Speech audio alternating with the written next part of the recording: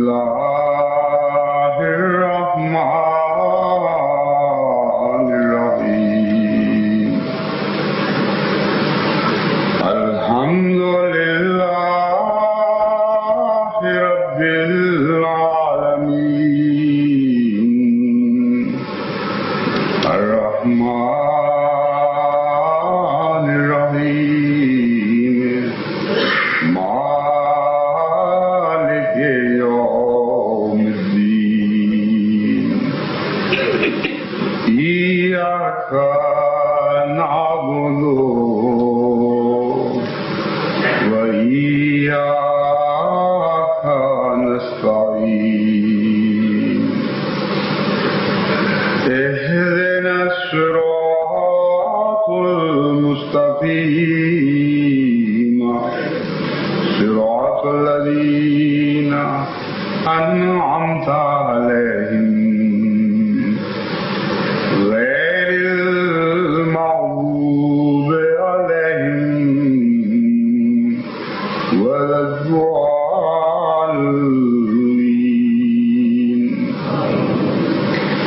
ولتكن منكم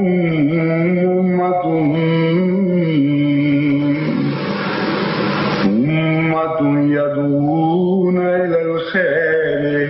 ويأمرون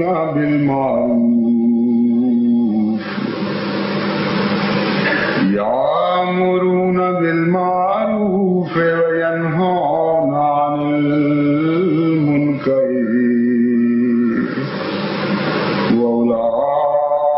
وأولئك هم المفلحون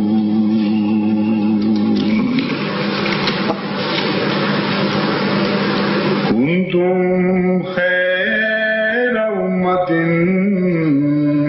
أخرجت للناس تأمرون بالمعروف وتنهون عن المنكر وتؤمنون بالله ولو آمن أهل الكتاب لكان خيرا لهم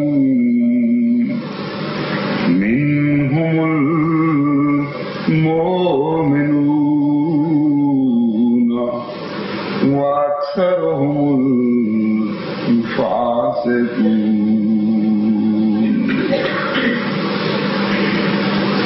قرآن کریم کی جن دو آیات کی میں نے ابھی تلاوت کی ہے ان میں امر بالمعروف اور نہی عن المنکر کی تعلیم دی گئی ہے، اور اس دوسری آیت میں تو امت محمد مصطفیٰ صلی اللہ علیہ وآلہ وسلم کے بہترین ہونے کی دلیل ہی یہ قائم فرمائی کہ اخرجت للناس سے وہ لوگوں کی بھلائی کے لیے، ان کی بہتری کے لیے، ان کی خدمت کے لیے قائم کی گئی ہے، اور اس خدمت کی بہترین مثال یہ بیان فرمائی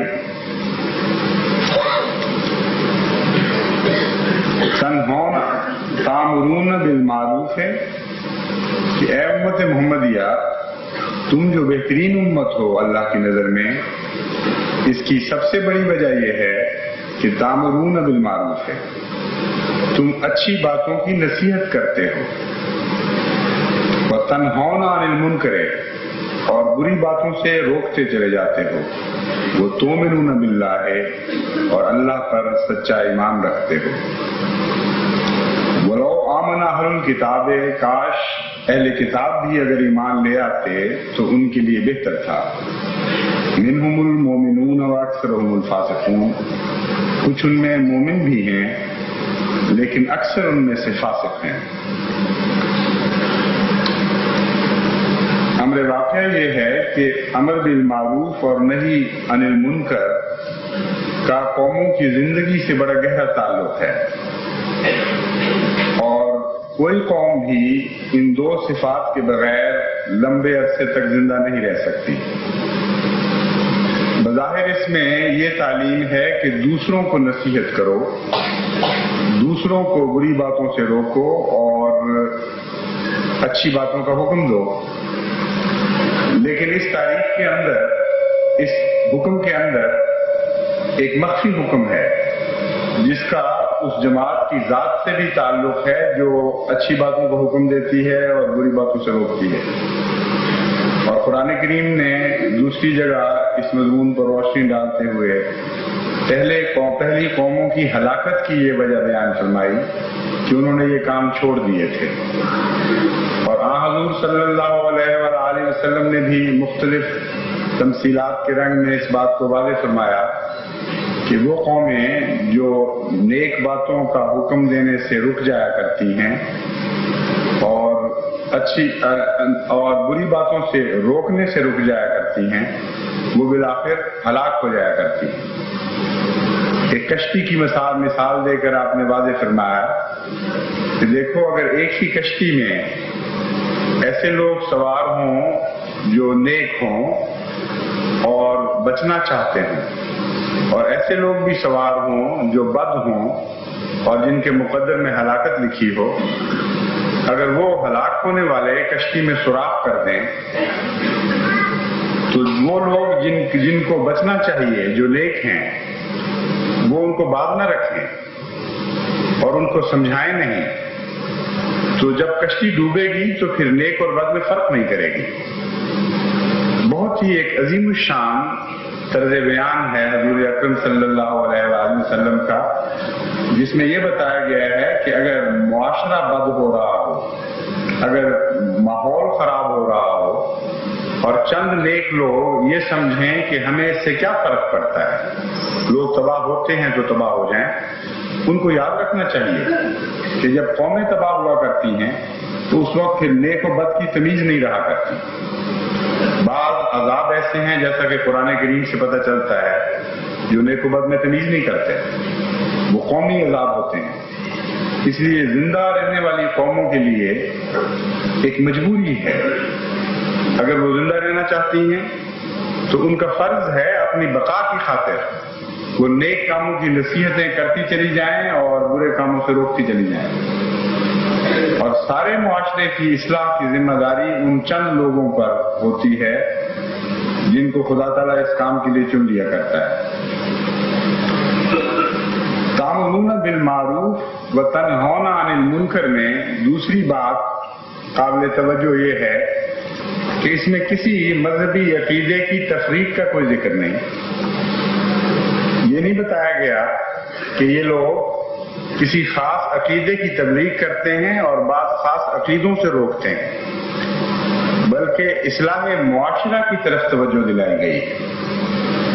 ان بدیوں کی طرف توجہ دلائی گئی ہے جو ہر مذہب کے نقطۂ نگاہ میں الا ماشاء اللہ، بعض بگڑے ہوئے مذاہب کے بعض تصور بگڑ جاتے ہیں، لیکن بالعموم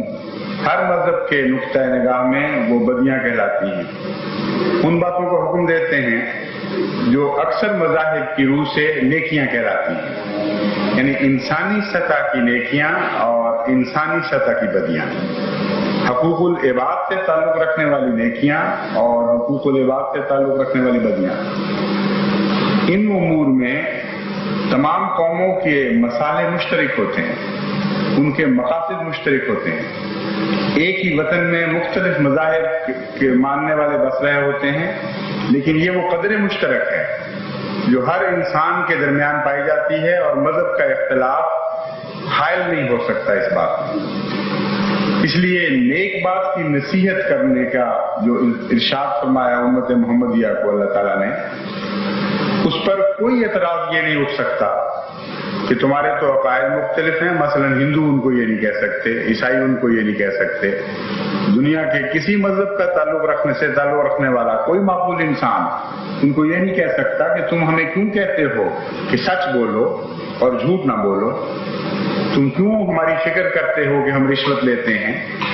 اور ہمیں رشوت سے بات رکھنے کی کوشش کرتے ہو، تم کیوں ہمارے پاس آتے ہو درد مند دلوں کے ساتھ کہ دنیا پر ظلم کرنا چھوڑ دو اور ہمیں ظلم سے باز رہنے کی نصیحت کرتے ہو. تمہارا مذہب اور ہے اور ہمارا مذہب اور ہے، تمہارا عقیدہ اور ہے اور ہمارا عقیدہ اور ہے. کوئی معقول آدمی یہ نہیں کہہ سکتا. دنیا کے پردے پر دہریہ بھی یہ نہیں کہہ سکتا، کیونکہ دہریہ کے اندر بھی خدا تعالیٰ نے ایک ان بلٹ اندرونی نظام نیکی اور بدی کی تمیز کا رکھ دیا ہے۔ بعض باتیں ایسی ہیں جن کو دنیا کی ہر قوم بدی سمجھتی ہے، بعض باتیں ایسی ہیں جن کو دنیا کی ہر قوم نیکی سمجھتی ہے۔ اس لیے یہ وہ نصیحت ہے جس کا تعلق نہ مذہب کے اختلاف سے ہے، نہ مذہب کے ماننے والوں اور نہ ماننے والوں کے درمیان یہ کوئی فرق کرتا ہے۔ یہ نظام ایسا ہے جو عالمی نظام ہے نصیحت کا، اور اس کی ضرورت بہت ہے۔ اگر یہ نظام مٹ جائے تو جیسا کہ میں نے بیان کیا، قرآن کریم مثالوں پر مثالیں دیتا ہے پرانی قوموں کی جو اس وجہ سے ہلاک ہو گئی کہ انہوں نے نیک باتیں کہنا چھوڑ دیا تھا اور بد باتوں سے روکنا چھوڑ دیا تھا۔ اس کا دوسرا اثر جیسا کہ میں نے پہلے بیان کیا تھا، قوموں کے اندرونی حالات سے بھی ہوتا ہے۔ وہ لوگ جو دوسروں کو نصیحت کرتے ہیں اس کا ایک رد عمل ان کی ذات پر ظاہر ہوتا ہے، اور یہ ہو نہیں سکتا کہ کوئی انسان اللہ پر ایمان لانے والا ہو، یہ شرط خدا نے ساتھ رکھ دی ہے، اور جانتا ہو کہ خدا میرے ظاہر کو بھی دیکھ رہا ہے اور میرے باطن کو بھی دیکھ رہا ہے، اور پھر ایسی نصیحتیں کرے کہ خود ان پر عمل نہ کرتا ہو اور نصیحت کرتے وقت اس کے چرکا نہ لگے، نصیحت کرتے وقت اس کا ضمیر اس سے کاٹے نہ۔ یہ ہو نہیں سکتا۔ ایک دہریہ کے لیے تو ممکن ہے، لیکن خدا کو ماننے والا جو اللہ تعالیٰ کی ذات پر یقین رکھتا ہو اور جانتا ہو کہ وہ عالم الغیب والشہادہ ہے، اس سے یہ ہو نہیں سکتا کہ وہ نصیحت کرے اور اندرونی کمزوری کی طرف متوجہ نہ ہو۔ اس لیے قوموں کی اندرونی اصلاح کے لیے اور اندرونی بقا کے لیے بھی بہت ضروری ہے۔ وہ لوگ جو نصیحتوں سے رک جایا کرتے ہیں،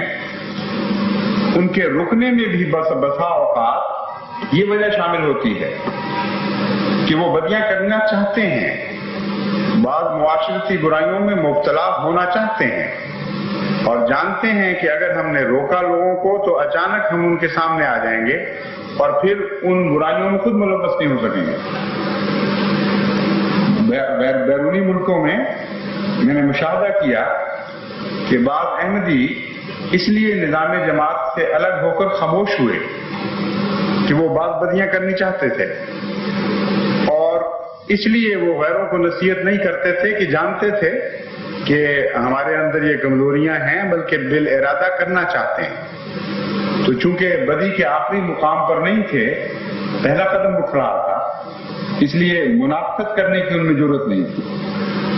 یعنی اس میں ایک نیکی بھی شامل تھی، یہ قدم اٹھانا چاہتے تھے لیکن بیک وقت اپنے نفس کے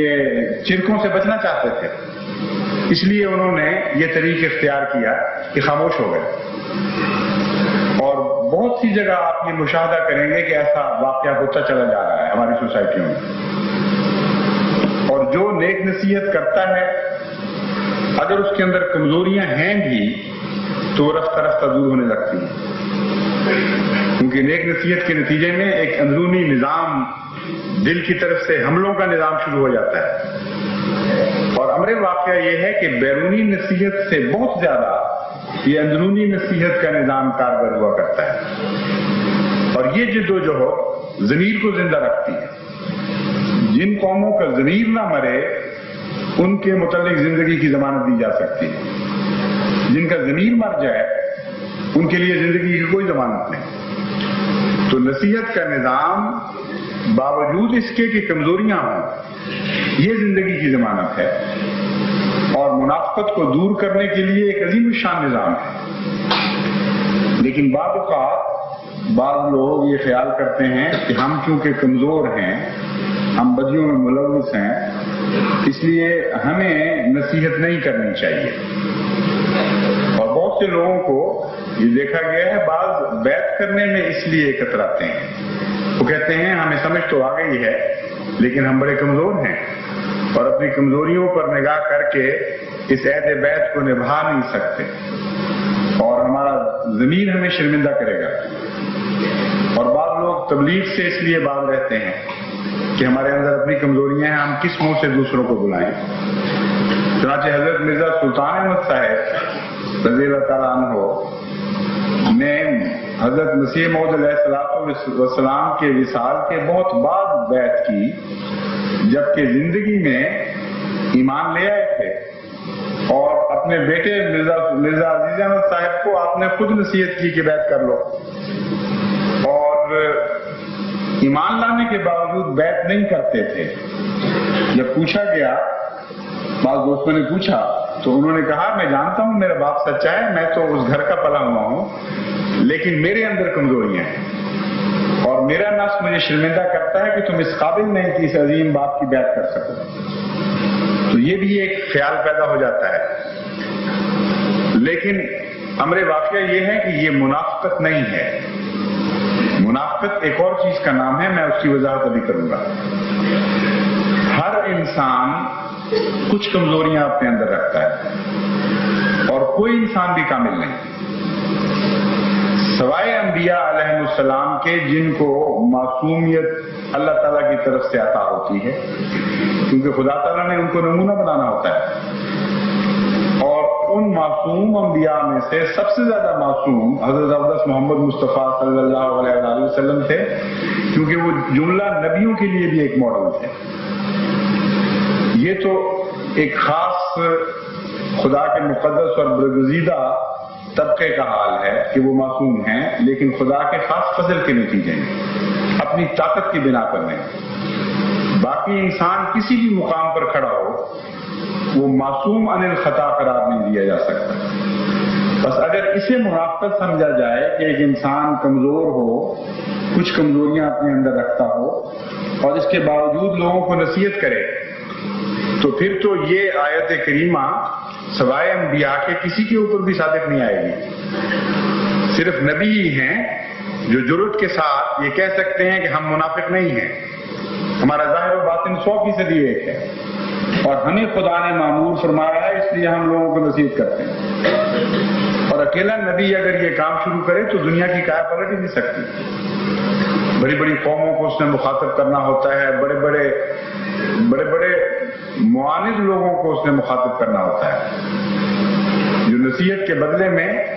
نہایت سنگین سزائیں تجویز کر رہے ہوتے ہیں۔ کیسے ممکن ہے کہ اللہ تعالیٰ انہیں اکیلا میدان میں چھوڑ دے اور ان کے ساتھیوں پر یہ فریضہ عائد نہ کرے؟ اس لیے تاریخ انبیاء بتاتی ہے کہ ایمان لانے والے تمام جان اور تمام طاقت کے ساتھ، تمام خلوص کے ساتھ انبیاء کی مدد کے لیے حاضر ہو جایا کرتے ہیں، سب کچھ پیش کر دیتے ہیں۔ من انصاری اللہ کی آواز اٹھتی ہے اور مقابل پر آواز اٹھتی ہے نحن انصار اللہ۔ تو پھر نصیحت کے ساتھ کیا منافقت کا بھی تعلق ہے؟ یہ سوال اٹھتا ہے۔ تو حضرت صلی اللہ علیہ وآلہ وسلم جو دراصل حقیقی عارف باللہ تھے اور تمام عرفان کا چشمہ آپ سے پھوٹتا تھا، آپ نے منافق کی جو تعریف فرمائی اس میں اس فرق کو ظاہر فرما دیا۔ منافق وہ نہیں ہے جس کے اندر کمزوریاں ہیں، ان کمزوریوں پر شرمندہ ہے، خدا کے حضور گریہ اوزاری کرتا ہے، اس سے معافیاں مانگتا ہے، کوشش کرتا ہے کہ یہ کمزوریاں دور ہو جائیں، اور اتنے سچے دل سے ان کو کمزوریاں سمجھتا ہے کہ غیروں میں بھی ان کمزوریوں کو دور کرنے کی کوشش کرتا ہے۔ وہ منافق نہیں۔ منافق وہ ہے جس کے اندر دل ارادہ دھوکہ پایا جائے، اور منافقت اور ارادے کا ایک ایسا ساتھ ہے کہ حضور صلی اللہ علیہ وآلہ وسلم نے اس حقیقت کو خوب کھول کر واضح فرما دیا۔ آپ نے 4 علامتیں منافقت کی بیان فرمائیں، اور ان چاروں میں ارادہ پایا جاتا ہے۔ فرماتے ہیں اربع من کن فیہ کان منافقا خالصا ومن فیہ خصلۃ منہن کانت فیہ خصلۃ من النفاق حتی یدعها اذا اؤتمن خان واذا حدث کذب واذا عاہد غدر واذا خاصم فجر۔ کہ 4 صفات ایسی ہیں کہ اگر وہ کسی شخص میں پائی جائیں تو وہ یعنی چاروں بیک وقت پائی جائیں تو وہ خالص منافق ہے۔ اس کے اندر نفاق ہی نفاق ہے، یعنی نفاق میں اخلاص رکھتا ہے اور ایمان کا کچھ بھی اس میں باقی نہیں رہتا۔ ان میں سے پہلی یہ ہے کہ جب وہ اذا تمنع خانہ، جب اس کے سپرد امانت کی جاتی ہے تو وہ امانت میں خیانت کرتا ہے۔ اور امانت سے یہ مراد نہیں ہے کہ چند روپے رکھوا دیے جائیں، کوئی سامان رکھوا دیا جائے اور اس میں کوئی خیانت کر جائے۔ امانت ایک مذہبی اصطلاح ہے جس کا قرآن کریم میں ذکر ہے، اور امانت سے اول مراد شریعت محمد مصطفیٰ صلی اللہ علیہ وآلہ وسلم ہے، قرآن کی اصطلاح میں۔ چنانچہ قرآن کریم فرماتا ہے وَإِذَا عَرَضْنَا الْأَمَانَةَ عَلَى السَّمَاوَاتِ وَالْأَرْضِ وَالْجِبَالِ فَأَبَيْنَ أَن يَحْمِلْنَهَا وَأَشْفَقْنَ مِنْهَا فَحَمَلَهَا الْإِنسَانُ کہ دیکھو ہم نے جب امانت سپرد کرنا چاہیے، آسمانوں نے بھی انکار کیا اور پہاڑوں نے بھی اور زمین نے بھی انکار کر دیا اور خوف زدہ ہو گئے یہ سارے، تب وہ انسان ایک عامل سامنے آیا جس کا نام محمد مصطفیٰ صلی اللہ علیہ وسلم۔ تو امانت تو ایک بہت وسیع مضمون ہے، اور پہلی منافقت کی نشانی یہ ہے کہ قومی امانتیں جب سپرد ہوں ان میں کوئی خیانت کرے۔ اور اس ملک میں بہت سے ایسے واقعات ہیں کہ قومی امانتیں ہیں مختلف سطح کی، اور نصیحت کا فرض ہے جماعت احمدیہ کا۔ اگر وہ ایمان لانے والوں میں شامل ہے تو ان کا فرض ہے کہ وہ نصیحت کریں اور خود قومی امانت میں کبھی خیانت نہ کریں۔ جب کسی کے سپرد کوئی کام کیا جاتا ہے، وہ کسی شعبے میں سے تعلق رکھنے والا کام ہو، پولیس کا افسر ہو یا وابدہ میں ملازم ہو یا کسی اور جگہ حکومت کے کارندے کے طور پر کام کر رہا ہو یا کمپنیوں میں پرائیویٹ ملازم ہو، تو اس حد تک اس کی امانت کا دائرہ بن جاتا ہے جس حد تک وہ کام اس کے سپرد ہے، اور اس حد تک وہ امانت بنتی ہے جس حد تک شریعت محمد مصطفیٰ صلی اللہ علیہ وآلہ وسلم اس سے اس بارے میں کچھ توقع رکھ رہی ہے۔ ہر دائرے کی توقعات الگ الگ ہوں گی، لیکن کوئی بھی دائرہ ایسا نہیں ہوگا جہاں حضرت صلی اللہ علیہ وآلہ وسلم کی وسیع امانت کچھ نہ کچھ دخل نہ رکھتی ہو۔ بعض معاملات میں وہ امانت آپ سے تقاضا کرے گی کہ اگر تم محمد مصطفیٰ صلی اللہ علیہ وآلہ وسلم کے امین ہو، جو خدا کے امین تھے، اور تم اس واسطے سے خدا کے امین بن جاتے، تو ان دائروں میں اپنی امانتوں کی حفاظت کرو، شریعت جو تم سے تقاضے کرتی ہے ان کو پورا کرو۔ تو جس شخص میں اس حد تک خیانت پیدا ہو جائے جو اس کے دائرے سے تعلق رکھتی ہے، خواہ روپیہ پیسہ رکھوایا گیا ہو یا نہ رکھوایا گیا ہو، سامان سپرد کیا گیا ہو یا نہ کیا گیا ہو، خواہ ایک استاد کے سپرد بچے کیے گئے ہوں، وہ بھی پوچھا جائے گا خدا کے حضور کہ تم نے اس امانت کا حق کیوں ادا نہیں کیا، اور اگر وہ نہیں کرے گا تو حضور صلی اللہ علیہ وآلہ وسلم فرماتے ہیں کہ اس حد تک وہ منافق بن جائے گا، منافقت کا ایک داغ اس کے دل پر لگ جائے گا اور دل کا چوتھا حصہ اس کا غائب ہو گیا، اس بد سائے کے نیچے آ گیا۔ اس ملک میں تو بدقسمتی سے ایسے بہت واقعات ہیں، اور بکثرت جماعت کو نصیحت کرنی چاہیے، اور اس نصیحت کے نتیجے میں جماعت کے اپنے اخلاق کی حفاظت ہوگی، کیونکہ جب وہ نصیحت کریں گے تو اپنے دل پر غور کریں گے اور شرمندہ ہوں گے اگر ان کے اندر کمزوریاں پائی جاتی ہیں، ان کو دور کرنے کی کوشش کریں گے، اور اگر وہ نہ کریں گے تو نصیحت کرنے والے کو دوسرے کے تانے مجبور کر دیا کرتے ہیں ٹھیک ہونے پر، کیونکہ ایک اور فائدہ اس کو یہ ہے اندرونی نظام بھی اٹھ کھڑا ہوا ہے اور بیدار ہو گیا ہے، اور جن کو نصیحت کی جاتی ہے وہ ادنا سا بھی داغ دیکھیں تو وہ مقابل پر تانا دیتے ہیں، اور وہ چرکا بعض دفعہ ایسا کام کر جاتا ہے کہ ضمیر کا چرکا جہاں ناکام ہو گیا وہاں مخالف کا چرکا کام کر دیتا ہے۔ تو کتنا عظیم الشان حفاظت کا نظام ہے جو قرآن اور حضرت محمد مصطفیٰ صلی اللہ علیہ وآلہ وسلم نے پیش کیا ہے، جس سے قومی کردار کی حفاظت ہوتی ہے۔ یہاں تو یہ حال ہے کہ بعض جگہ میں ایک دورے پہ گیا تھا تو وہاں پتہ لگا کہ ایسے اسکول ہیں جہاں استاد سارا مہینہ آتا ہی نہیں، اور مہینے کے آخر پر تنخواہ لینے کے لیے رجسٹر پر دستخط کرنے کے لیے آتا ہے، اور مانیٹر بنائے ہوئے ہیں بعض، جو آگے بچوں کو پڑھاتے ہیں یا نہیں پڑھاتے اللہ بہتر جانتا ہے، اور اس کثرت سے یہ واقعات ہو رہے ہیں کہ سارا معاشرہ دکھا ہوا ہے اس سے۔ وہ بچے قوم کے کتنی عظیم الشان امانت ہیں ان اساتذہ کے پاس جنہوں نے مستقبل بنانا ہے قوم کو۔ تو بظاہر ایک چھوٹا سا اسکول ماسٹر ہے جو بعض لوگوں کی نظر میں کوئی حقیقت نہیں رکھتا، لیکن امر واقعہ یہ ہے کہ جب اس کے اسکول قوم کے بچے ہو گئے تو اسی نسبت سے اس استاد کو عظمت نصیب ہوتی ہے۔ اگر وہ امانت کا حق ادا کرے تو اسی نسبت سے خدا کی نظر میں وہ عظمت پاتا ہے، اور اگر امانت کا حق ادا نہ کرے تو خدا کی نظروں میں بھی ذلیل ہوگا اور قوم کی نظر میں بھی مجرم ہوگا۔ اور ایک قومی خودکشی کے مترادف ہوگی یہ بات کہ ایسے لوگوں کو سمجھایا نہ جائے اور روکا نہ جائے نیک نصیحت کے ذریعے۔ بس جماعت احمدیہ میں منافقت کی کوئی بھی خصلت نہیں ہونی چاہیے۔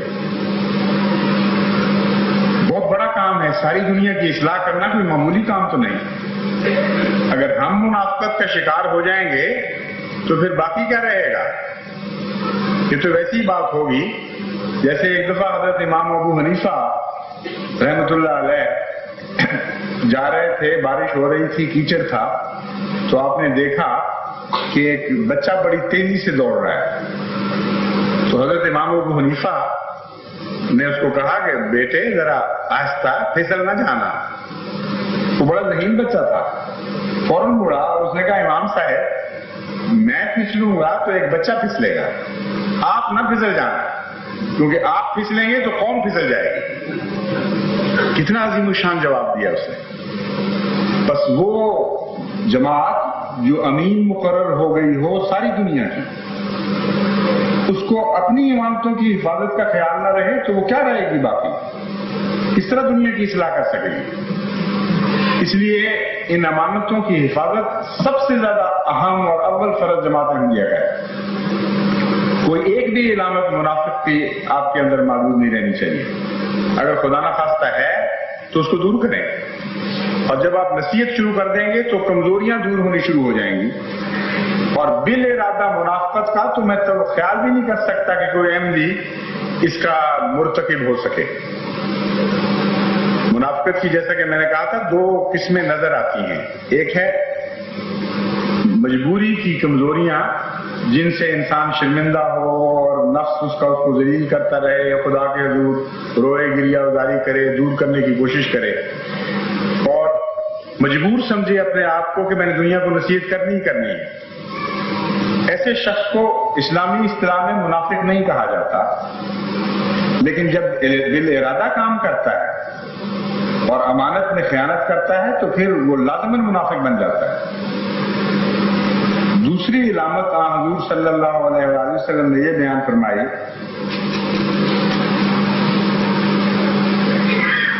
جب بات کرے تو جھوٹ بولے، اور یہ اتنی بیماری بن گئی ہے خصوصاً پسماندہ اقوام میں، اس میں کوئی ایک ملک خاص نہیں ہے، عموماً پسماندہ اقوام میں جھوٹ بہت کثرت سے بولا جاتا ہے، اور بڑی قومیں جو ہیں ان میں انفرادی سطح پر جھوٹ بہت کم ملتا ہے۔ وہ اس کمی کو پورا کر لیتی ہیں قومی فتنوں کے وقت جھوٹ بول کر، قومی مسالے کے وقت جھوٹ سے کام لے کر اور جھوٹے پروپیگنڈے کر کے وہ اپنی طرف سے تو پیاس بجھا لیتی ہیں اس کی، لیکن جہاں تک انفرادی سطح کا تعلق وہ بہت بہتر ہیں ان قوموں سے جنہیں ہم پسماندہ قومیں کہتے ہیں یا ترقی پذیر قومیں کہتے ہیں، اور اس لحاظ سے بھی جماعت احمدیہ پر عظیم ذمہ داری ہے۔ جھوٹ کو تو زہر قاتل سمجھنا چاہیے۔ منافقت کا سب سے بڑا زہر جھوٹ ہے، ایک انسان بات کرے اور جھوٹ بول رہا، کیونکہ جھوٹ کا مطلب یہ ہے کہ خدا تعالیٰ کی حقانیت کا انکار۔ جھوٹ بولنے والی قومیں دنیا میں کسی شعبے میں بھی ترقی نہیں کیا کرتے۔ آپ کی آنکھ جو دیکھ رہی ہے اگر وہی ہو تو یہ سچ ہے، اور اگر آپ کو غلط نظر آ رہا ہو تو یہ بیماری ہے، لیکن آپ دیکھ کچھ اور رہے ہوں اور بیان کچھ اور کر رہے ہوں، یہ جھوٹ ہے۔ جو جھوٹی قومیں ہوتی ہیں ان کو آنکھوں کی بیماریاں بھی پھر لاحق ہو جایا کرتی ہیں، ان کا ویژن بگڑ جاتا ہے، ان کو نظر بھی کچھ اور آنے لگ جایا کرتا ہے۔ اور ایسے بھی واقعات ہوتے ہیں کہ جھوٹ بولنے والا اپنے ہی جھوٹ کا خود شکار ہو جاتا ہے، جھوٹ بول بول کر اس جھوٹ پر ایمان لے آتا ہے اور ایک لمبے عرصے کے بعد سمجھنے لگتا ہے کہ یہ واقعہ ہے۔ تو نہایت ہی خطرناک اور مہلک بیماری ہے جھوٹ، جو آن حضور صلی اللہ علیہ وآلہ وسلم کے نزدیک ایک منافقت کا نشان ہے۔ اور جھوٹ اگر قوموں سے دور ہو جائے تو بہت عظیم الشان فوائد ملتے ہیں۔ مثلا سائنٹسٹ جھوٹ کے ساتھ ایک قدم بھی آگے نہیں بڑھا سکتا۔ سائنٹسٹ کی ترقی مبنی ہے اس بات پر کہ خوش فہمیوں کے پیچھے نہ چلے، اپنی خواہشات کی پیروی نہ کرے، بلکہ جو نظر آ رہا ہے خواہ اس کی خواہشات کے بالکل مخالف اسے تسلیم کر لیں۔ دل چاہتا ہے، ایک خیال آتا ہے، ایک تھیوری، ایک نظریہ ڈیولپ ہوتا ہے اس کے دماغ میں، اور وہ محسوس کرتا ہے مجھے تلاش کرنا چاہیے شواہد میں یہ واقعتاً بات درست بھی ہے کہ نہیں۔ اگر وہ شواہد کو اپنی خواہشات کے مطابق چلانے کی کوشش کرے گا تو یہ جھوٹ ہے اور کچھ بھی اس کے ہاتھ نہیں آئے گا۔ اگر واقعات جدھر اس کو لے جا رہے ہیں ان کے پیچھے چلنے لگے تو یہ سچ ہے، اور تمام سائنسی ترقی کی بنیاد سچائی پر ہے۔ جہاں جھوٹ داخل ہو وہاں توہمات اور جادوگری اور فتنے اور احمقانہ باتیں داخل ہو جاتی ہیں، اور سائنس کی دنیا سے انسان الگ ہو جاتا ہے۔ تو سائنس کی دنیا سچائی کی دنیا ہے، اور سائنس کہتے ہیں خدا تعالیٰ کی فعلی شہادت جو نظام کائنات کی صورت میں ہمیں ملتی ہے اس کا مطالعہ، اور روحانیت اور مذہب کہتے ہیں خدا تعالیٰ کی قولی شہادت اور نظریات کا نظام اور اخلاقیات کا نظام جو ہمیں اس کی کتابوں میں ملتا ہے۔ تو جو لوگ خدا تعالیٰ کی فعلی شہادت کو جھٹلانے والے نہیں بنتے ان کو زیادہ توفیق مل سکتی ہے کہ وہ اس کی قولی شہادت کو بھی نہ جھٹلائیں۔ اور جو لوگ عادی ہو جائیں جھوٹ کے عام دنیا کی باتوں میں، ان کے اوپر خدا تعالیٰ کی کتاب کا رنگ چڑھ ہی نہیں سکتا۔ ہر کپڑے پر ہر رنگ تو نہیں چڑھا کرتا، پہلے ایک بنیادی صفائی ہوا کرتی ہے، اس میں سے گزارے بغیر کوئی رنگ نہیں چڑھایا جا سکتا۔ تو جھوٹے لوگوں پر شریعت کا رنگ نہیں چڑھ سکتا، کیونکہ شریعت نام ہے سچائی کا، اور کچھ بھی وہ نہیں پا سکتے، نہ معرفت، نہ اس دنیا کے فوائد، نہ آخرت کے فوائد۔ جھوٹا کلیتاً محروم رہ جاتا ہے، ہر شعبہ زندگی میں وہ ناکام ہوتا ہے، اور بظاہر وہ فوائد حاصل کر رہا ہوتا ہے، تھوڑے تھوڑے ادنا فوائد عارضی، لیکن حقیقت یہ ہے کہ قومی طور پر اگر کسی نے خودکشی کرنی ہو تو اس سے بہتر کوئی علاج نہیں اس کا کہ وہ جھوٹ اختیار کر لے۔ تمام بدیوں کی جڑ جھوٹ ہے، اور لطیفے کے طور پر بھی جھوٹ نہیں بولنا چاہیے۔ ماؤں کو بچوں کے سامنے جھوٹ نہیں بولنا چاہیے، جھوٹے بہلاوے نہیں دینے چاہیے، جھوٹی کہانیاں نہیں سنانی چاہیے۔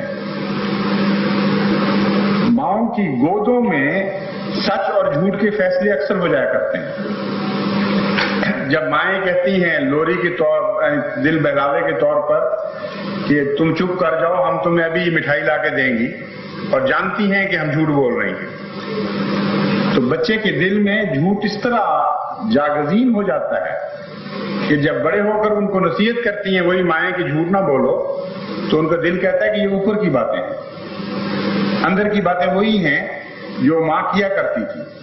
اور اوپر کی باتیں وہ ہیں جو کہیں کہتی ہے، اور جھوٹے بچے جھوٹی نسل پیدا ہو جاتی ہے۔ تو بہت اہم فرض ہے جماعت احمدیہ کا کہ جھوٹ کے خلاف ایک جہاد کریں اور اپنی سوسائٹی میں جہاد کریں، لوگوں کو بھی روکیں جھوٹ سے۔ اس کے نتیجے میں عظیم الشان روحانی فوائد حاصل ہوں گے اور دنیاوی ترقیات بھی اس قوم کو عطا ہوں گی۔ تیسری علامت منافق کی یہ بیان فرمائی، جب معاہدہ کرے تو غداری کرے، جب عہد کرے جھوٹ بول جائے، غداری کر جائے اور عہد سے پھر جائے۔ اور یہ ایک ایسی بدی ہے جس کے نتیجے میں امر واقعہ یہ ہے کہ تمام وہ نظام جو اعتبار پر چلتے ہیں وہ ختم ہو جاتے ہیں، اور ہماری پسماندہ اقوام یا ترقی پذیر اقوام کی تجارتوں میں ناکامی کا ایک بنیادی سبب یہ ہے کہ وہ معاہدے پر پوری نہیں رہتی۔ معاہدہ ہوتا ہے کسی سے کہ اس معیار کی چیز، اس ڈائمینشن کی، اس شکل کی ہم تمہیں دیں گے، اور جب وہ چیز پہنچتی ہے تو اور معیار کی، اور شکل کی، اور کیفیت کی چیز ہوتی ہے، اور بڑا گہرا نقصان پہنچایا ہے اس بدعہدی نے ہمارے معاشیات اور اقتصادیات کو، جبکہ بعض دہریہ قومیں، بعض مشرک قومیں اس راز کو سمجھ گئیں اور انہوں نے معاہدے کی پابندی کر کے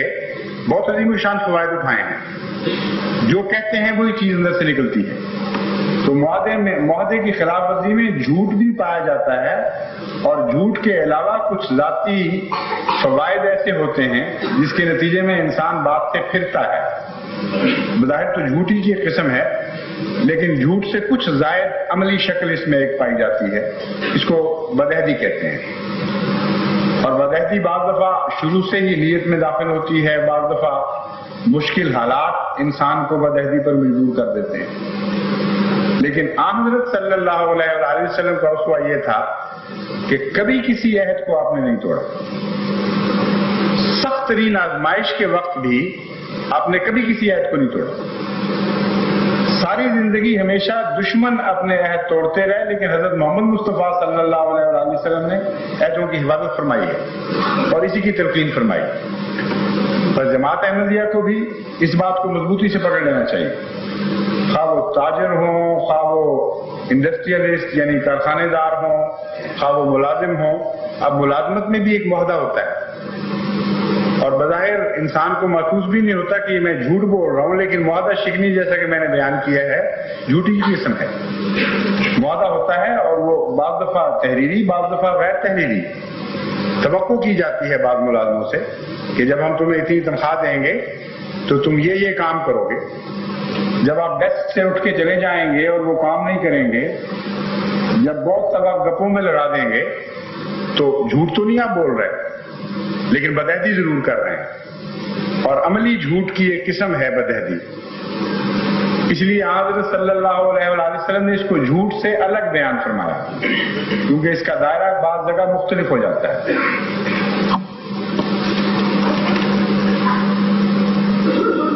پھر ایک اور حضور صلی اللہ علیہ وآلہ وسلم نے وضاحت فرمائی منافق کی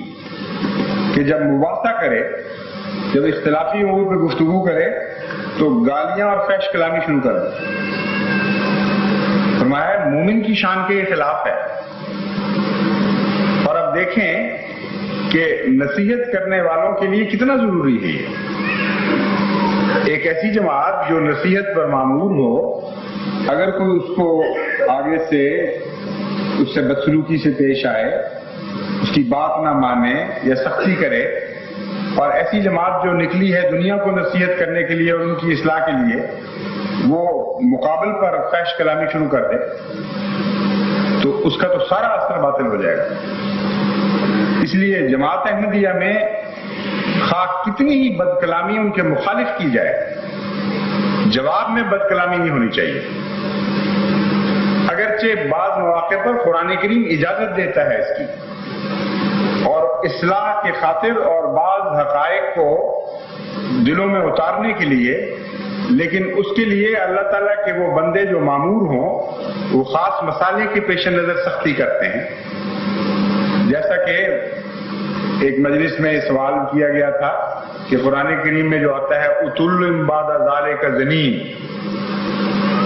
کہ وہ جھوٹا بد کردار بلکہ حرام زادہ ہے جو مخالف ہے۔ اتنے شدید، اتنے سخت الفاظ قرآن کریم میں، اور دوسری طرف قرآن کریم فرماتا ہے کہ گالی نہ دو۔ تو یہ مراد ہرگز نہیں کہ مسلمانوں کو قرآن کریم اجازت دے رہا ہے کہ تم اس قسم کے سخت لفظ لوگوں کے لیے استعمال کیا کرو۔ مامور من اللہ کو اللہ کہہ رہا ہے کہ تیرے مخالفوں کی یہ حالت ہے، اور بعض دفعہ بیماری کی طرف متوجہ کرنے کے لیے بتانا پڑتا ہے، لیکن وہ جس کا کام ہے، جس کو مامور کیا گیا ہے، وہ بیماریوں کی حالت کھول کر بیان کرتا ہے، اور اس کے اپنے اسوے پر اس کا کوئی بھی اثر نہیں پڑتا۔ روزمرہ کی زندگی میں وہ اسی طرح حوصلے والا اور برداشت والا ہوتا ہے، لوگ اس کو گالیاں دے جاتے ہیں اور وہ حوصلے سے برداشت کرتا ہے، اور لوگوں کو بھی اس کے مقابل پر سختی نہیں کرنے دیتا۔ حضرت مسیح موعود علیہ السلام کے متعلق آتا ہے، ایک مجلس میں آپ تشریف فرما تھے، غالباً یو پی سے ایک آدمی آیا اور اس نے نہایت بد کلامی کی، اور حضرت مسیح موعود علیہ السلام نے جب جواب دیا تو اس نے کہا میں جانتا ہوں ایسے دھوکے باز اور دجالوں کو، مجھ سے تم کیا بات کرتے ہو؟ صحابہ کو طیش آیا، مگر حضور اکرم صلی اللہ علیہ وسلم نے روک دیا، فرمایا حضرت مسیح موعود علیہ السلام نے روک دیا، بالکل کچھ نہیں کہنا۔ جب وہ بات ختم کر دیتا تھا تو حضور اس کا جواب دینا شروع کر دیتے تھے، یہاں تک کہ آخر پر اس نے کہا کہ میں نے ساری زندگی میں ایسا حوصلے والا انسان کبھی نہیں دیکھا۔ تو یہ خدا تعالیٰ کے ماموروں کو جب اللہ تعالیٰ ایک دوا کے طور پر، ایک بیماری کے تجزیے کے طور پر بعض حقائق بتاتا ہے تو اسے گالی نہیں کہا جاتا، لیکن ان باتوں کو پکڑ کر آگے لوگوں میں اس طرح کہنا یہ منع ہے، اور اس کی قرآن کریم اجازت نہیں دیتا۔ چنانچہ قرآن کریم میں ان آیات کے باوجود ہرگز ثابت نہیں کہ حضرت اقدس محمد مصطفیٰ صلی اللہ علیہ وسلم نے یا آپ کے صحابہ نے گلیوں میں لوگوں کو یہ کہنا شروع کر دیا اُتُلٌّ بَعْدَ ذَلِكَ زَنِيمٌ۔ نہایت نرمی اور محبت اور پیار سے گفتگو فرماتے تھے، اور یہ چیز اور مقصد کی خاطر ہے اور خدا تعالیٰ کے خاص ایما پر بیان کی گئی۔ تو جماعت احمدیہ کو ہرگز گالی نہیں دینی، جتنا مرضی دشمن آپ کو گالیاں دے، جتنی مرضی فحشا کلامی سے کام لے، آپ نے صبر اور حوصلے سے کام لینا ہے۔ اگر نہیں لیں گے تو حضرت صلی اللہ علیہ وسلم فرماتے ہیں کہ منافق ہو جاؤ۔ عجیب علامت منافق کی بتائی ہے، جس کا عام دنیا کی عقل سے تعلق نہیں ہے۔ ایک غیر معمولی عارف باللہ یہ سوچ سکتا ہے کہ یہ منافقت ہے۔ اب غور کریں کہ منافقت کیوں ہے۔ منافقت اس لیے ہے کہ مومن کی فطرت ایسی ہے جو ہر ایک سے پیار کرتی ہے اور محبت کرتی ہے، اور خدا تعالیٰ یہ چاہتا ہے کہ تم بنی نوع انسان کے لیے رحمت ہو جاؤ، اور جو شخص رحمت ہو جاتا ہے اس کی زبان اس کو چرکے لگائے اور دکھ دے یہ ہو نہیں سکتا،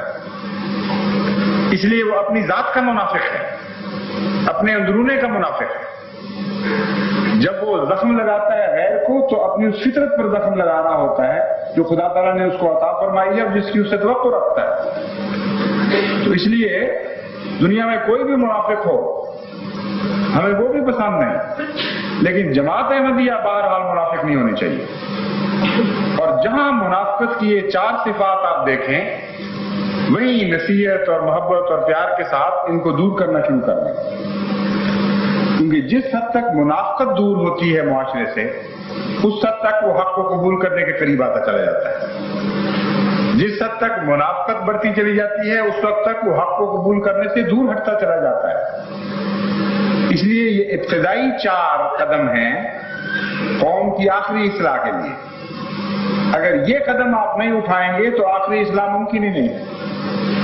اور میرا مخاطب ایک احمدی پاکستان کا احمدی نہیں ہے، میرا مخاطب تمام دنیا کا احمدی ہے، امریکہ کا بھی، افریقہ کا بھی، انگلستان کا بھی، اسپین کا بھی، چین کا بھی، جاپان کا بھی، کیونکہ ہر ملک میں یہ 4 بیماریاں مختلف سطح پر پائی جاتی ہیں۔ بعض جگہ پالش کی گئی ہے، جس طرح کڑوی پل یعنی کڑوی گولی کے لیے اوپر پالش کر دی جاتی ہے میٹھے کی تاکہ پتہ نہ لگے، تو بعض قومیں نہایت بیہودہ کلامی کرتی ہیں ایک دوسرے سے، لیکن نہایت مرصع زبان میں، بڑی سجی ہوئی زبان میں۔ جیسے یو پی میں جب تہذیب نے ترقی کی تھی تو بڑی تہذیب کے ساتھ گالیاں دیتے تھے ایک دوسرے کو، بڑے ادب کے ساتھ، کہ جناب والا آپ کی شان میں گستاخی نہ ہو تو میں عرض کروں گا کہ آپ بڑے خبیث فطرت انسان ہیں، تو چاہے آپ لپیٹ لیں گالی کو، مرصع کر لیں، پالش کر لیں، میٹھا بنا لیں، گالی تو گالی رہے گی۔ اس لیے جماعت احمدیہ کو منافقت کی ہر قسم کے خلاف نصیحت کا جہاد کرنا چاہیے۔ اگر آپ یہ کریں گے تو قرآن کریم آپ کو خوشخبری دیتا ہے کہ کنتم خیر امت اخرجت للناس، تم ہی وہ بہترین امت ہو جس کو میں نے زمانے کی اصلاح کے لیے اور اس کے فوائد کی خاطر پیدا کیا۔ اس سے عظیم الشان مقام کیا ہو سکتا ہے کہ ایک جماعت پر خدا کے پیار کی نظریں پڑ رہی ہیں اور فرشتے یہ تحسین کے کلمے کہہ رہے ہوں کہ ہاں تم ہی وہ بہترین امت ہو، ہاں تم ہی وہ بہترین امت ہو، ہاں تم ہی وہ بہترین امت ہو جو محمد مصطفیٰ صلی اللہ علیہ وآلہ وسلم کی غلامی میں دنیا کے فائدے کی خاطر پیدا کی گئی۔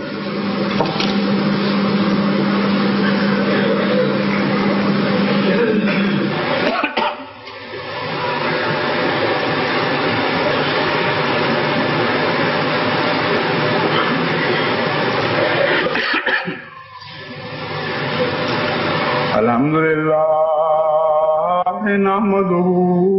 ونستعینه ونستغفره ونؤمن به ونتوکل علیہ ونؤمن به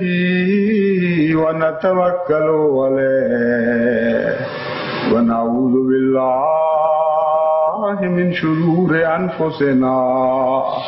ومن سیئات اعمالنا من یهد اللہ فلا مضل له ومن یضلل فلا هادی له ونشهد ان لا اله الا اللہ وحده لا شریک له